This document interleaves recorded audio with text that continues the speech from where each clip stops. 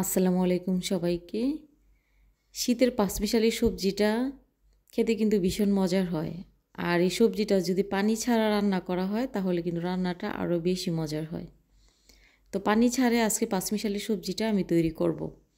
আর এই সবজিটা আমি ব্রোকলি দিয়ে করব। ব্রোকলি দিয়ে করলে দেখতে সুন্দর লাগে, আর যাকে দেখতে সুন্দর লাগে তাকে কিন্তু খেতেও নাকি ভালো লাগে। তো এখানে একটি ব্রোকলি নিয়েছি, আর ব্রোকলিটাকে কেটে নিচ্ছি। পুরোটা নিব না, যতটুকু আমার লাগবে ঠিক ততটুকুই কেটে নিব।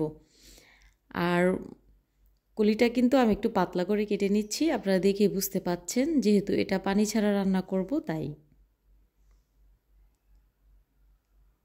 ব্রোকলিটা যখন কাটা হয়ে গেছে ওই পর্যায়ে এখানে একটি আলু নিয়েছি, আর আলুটা খোসা ছাড়িয়ে নিয়েছি। নেওয়ার পর আলুটাও কেটে নেব। ফুলটা ঠিক যেই সাইজ করে কেটেছি ওই সাইজ করে এখানে আলুটাও কেটে নিচ্ছি। তারপর এখানে একটি টমেটো নিয়েছি, আর টমেটোটা একটু বড় সাইজের নিয়েছি। আর টমেটোটা যদি ছোট সাইজের হয়ে থাকে সেই ক্ষেত্রে দুটি লাগবে, আর আমার এখানে টমেটোটা একটু বড় ছিল তাই একটি আমার হয়ে গেছে। চুলাতে কড়াই বসিয়ে দিয়েছি, আর কড়াইতে দিয়ে দিচ্ছি পরিমাণ মতো রেগুলার রান্নার তেল। আর তেলের পরিমাণটা কিন্তু একটু বাড়িয়ে দিতে হবে।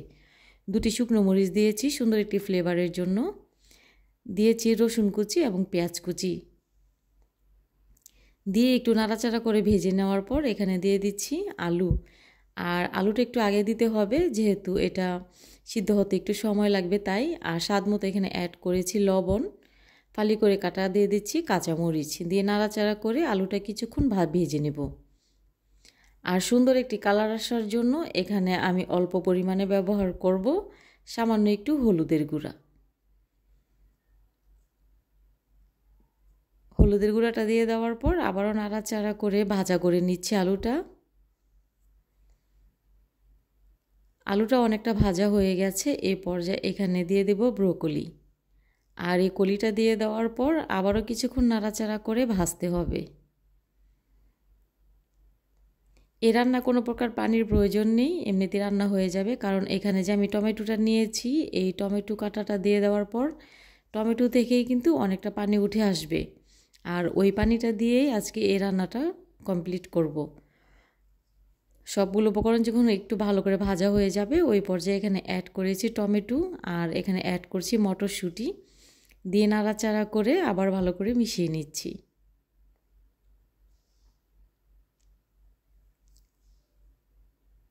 ঢাকনা দিয়ে ঢেকে রান্না করব, আর ঢাকনা দিয়ে ঢেকে রান্না করলে সবজিটা খুব ভালোভাবে সিদ্ধ হয়ে যাবে। এই সবজিটা রান্নার ক্ষেত্রে কিন্তু পুরোটা গলেও যাবে না, আবার সবজিটা কাঁচাও থাকবে না।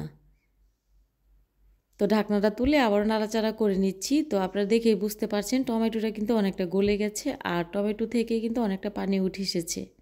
তো নাড়াচাড়া করে সম্পূর্ণ পানিটা শুকিয়ে নিয়েছি। নেওয়ার পর ভাজিটা নামানোর আগে এখানে অ্যাড করেছি কিছু ধনেপাতা কুচি দিয়ে আবারও নাড়াচাড়া করে নিচ্ছি। এই ভাজিটা খেতে কিন্তু ভীষণ মজার হয়, আমার তো ভীষণ পছন্দের। রেসিপি ভালো লাগলে শেয়ার করার অনুরোধ রইল। এতক্ষণ সাথে থাকার জন্য সবাইকে অনেক অনেক ধন্যবাদ জানাচ্ছি।